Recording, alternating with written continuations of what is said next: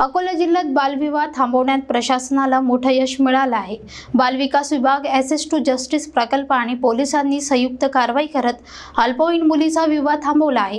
कायद्याचं समुपदेशन करून सर्व संबंधितांना जबाबदारीची जाणीव करून देण्यात आली।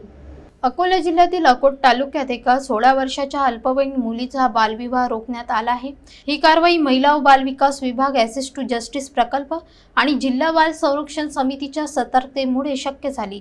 ही घटना दहीहंडा पोलीस ठाण्याच्या हद्दीत घडली। 29 वर्षीय तरुणाशी अल्पवयीन मुलीचा विवाह लावण्यात येणार असल्याची माहिती चाइल्ड हेल्पलाईन 1098 वरून मिळताच प्रकल्प समन्वयक शंकर वाघमारे यांनी ही माहिती तात्काळ जिल्हा बाल संरक्षण कक्षाला दिली। त्यानंतर सुनील सरकटे बाल कल्याण समितीचे सदस्य आणि ग्राम समितीने लग्नस्थळी धाव घेतली।